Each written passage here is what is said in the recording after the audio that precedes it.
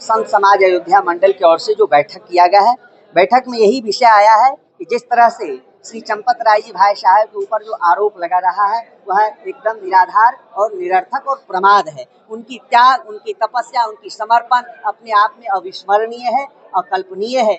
Trust से अनुरोध है कि संत समाज की ओर से इस चंपत राय जी भाई साहब का इस्तीफा स्वीकार नहीं किया जाए। संत समाज को चंपत राय जी का इस्तीफा स्वीकार नहीं है। इन्हीं के अनुरोध पर एसआईटी का गठन होता है। एसआईटी जांच कर रही है। सरकार के द्वारा जो निर्णय लिया गया है वह अपने आप में अत्यंत प्रशंसनीय है, साधुवाद के पात्र है। और यह विषय जो सामने किसी के ऊपर, किसी के प्रतिष्ठा के, किसी के जो है भावना से खेलना, यह जो है अत्यंत निंदनीय है।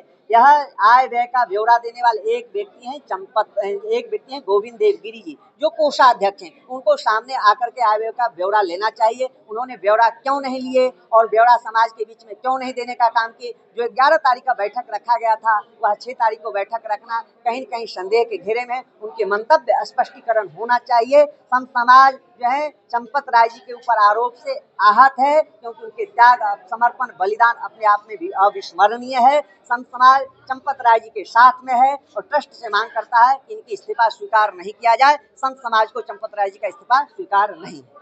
विपक्षी की गण जो है, जो रामद्रोही है, जो देशद्रोही है, जो आतंकवादियों से जिसकी साठगांठ है, जो आतंकवादियों को पैरवी करता है, जो राम मंदिर में दर्शन करने नहीं आया, जिसको राम मंदिर के प्रति न कोई समर्पण है, न अयोध्या से कोई मतलब है, न अयोध्या राम जन्मभूमि से मतलब है, न रामलला से मतलब है, वो आरोप प्रत्यारोप कर रहा है, तो समझ जाइए कि कितना निंदनीय है। ऐसे लोगों से जो है संत समाज जो है जनमानस से मांग करता है किसी भी अफवाह में न पड़े। ऐसे विद्रोही, विधर्मी जो है उग्र अंत न होय निबाहु, काल नेमी जिमिरावन राहु, ऐसे काल नेमियों से सावधान रहना चाहिए। आज काल नेमी जो एक पंथ, एक मजहब, एक संप्रदाय की बात करता था, आज वह सनातन की बात कर रहा है, आज राम जन्मभूमि की बात कर रहा है। अपने आप में वह जो है विचारणीय विषय है। मैं पूछना चाहता हूँ, कृष्ण जन्मभूमि भी है जिसके लिए संत समाज आहत है, क्या उसके लिए आप लोग कौन सा काम करते हैं? काशी विश्वनाथ है, जो है समलेश्वर है, इसके लिए विरोधियों की क्या जो है विचारधारा है? ये सिर्फ सनातनियों को भ्रमित करना चाहते हैं, सनातनियों को गुमराह करना चाहते हैं।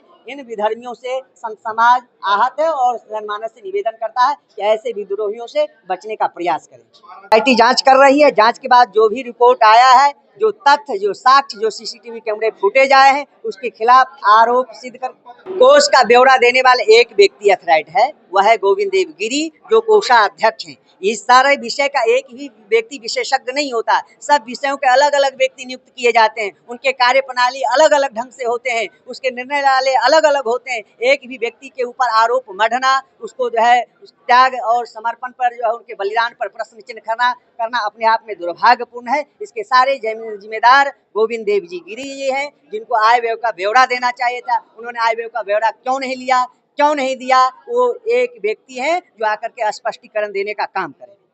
दृश्य आप भी देख रहे हैं, हम भी देख रहे हैं, लेकिन उस दृश्य के पीछे बहुत बड़ी राज है और राज भी बहुत जल्दी खुलने वाला है। दबेगा नहीं।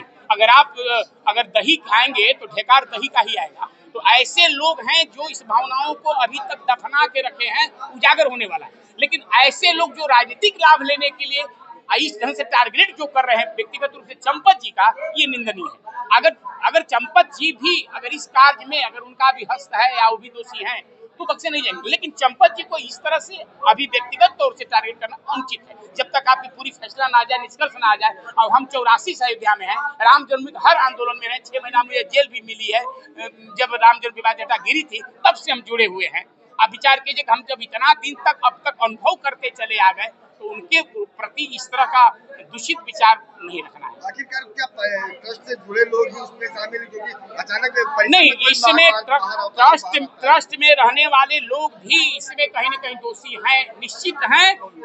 नाम कैसे अभी उजागर हो जाएगा जब तक आपका पूरी क्लियर ना आ जाए और जब निर्णय नहीं आ जाए। लेकिन हमको लगता है कि जनता को जितनी ट्रस्टी के लोगों पर जितना भरोसा नहीं है, नरेंद्र मोदी पर भी उतनी भरोसा नहीं जितना जोगी पर भरोसा है। और जोगी जी महात्मा है, वो पानी के पानी करेगा, दूध के दूध करेगा, क्योंकि उसको पता है पद रहे ना रहे, लेकिन वो आदमी अमर बनकर जाएगा दुनिया से। कि वो कबीर साहब कहते हैं, कबीरा जब पैदा हुए तो जग हंसे हम रोए, ऐसा करनी कर चलो कि हम हंसे करो, ऐसा स्थिति रहे। तो इसलिए ऐसे जोगी अपने जीवन काल में जो कार्य करेंगे वो जनहित में करेंगे, वो ट्रस्ट हित के उनको चिंता नहीं। क्या नाम है आज को? प्रेम शंकर दास जी, विद्या कुंड अयोध्या महंत। से नहीं जाएंगे। इसमें बार बार किसी एक व्यक्ति को टारगेट करना ये उचित नहीं है। केवल एक व्यक्ति को टारगेट किया जा रहा है और जितने पदाधिकारी हैं ट्रस्ट को कहाँ है, उनका नाम क्यों नहीं आ रहा है? अकेले चना भार थोड़ी फोड़ता है। चंपत राय महामंत्री के पद पर है, तो जिम्मेदार पद पर है, उनकी जिम्मेदारी बाहर से लेकर भीतर तक सब जगह है। देश में क्या हो रहा है राम मंदिर को लेकर के, वहाँ भी जाना है, दिल्ली भी जाना है, लखनऊ भी जाना है। यहाँ उन्होंने व्यवस्था डिप्यूट की, मंदिर व्यवस्था पर गोपाल राव थे, अनिल मिश्रा जी थे, देख रहे तो सब कहाँ है, गोविंद देवपुरी जी कहाँ है? सब लोगों की जिम्मेदारी बनती है ना, अकेले चंपत राय जी को क्यों दोषी बनाया जा रहा है? जांच चल रही है, वही तो कह रहा हूँ, बताया जा रहा है कि चंपत राय के नाम गलत किया जा रहा है। भाई जी जैसे आप आए हैं, आप एक पत्रकार हैं, आपके साथ एक आईडी लेने वाला, एक कैमरा पकड़ने वाला है, अकेले आप कुछ नहीं कर सकते। इसलिए सबको देखा जा रहा है, SIT जांच आ जाने दीजिए, जो दोषी होंगे का जिम्मेदार कौन है? कोषाध्यक्ष होता है, वित्त का जिम्मेदार महामंत्री थोड़ी होता है। कोषाध्यक्ष कोष की निगरानी करके सारी व्यवस्था जाकर के महामंत्री को बताएगा, महामंत्री अध्यक्ष को बताएगा। एक सर्किल है, एक सिस्टम है, सारे लोगों का एक सिस्टम है ना भाई। महामंत्री हर जगह रहेगा, पैसा गिनाने में महामंत्री, प्रसाद बांटने में महामंत्री, भगवान की आरती कराने में महामंत्री।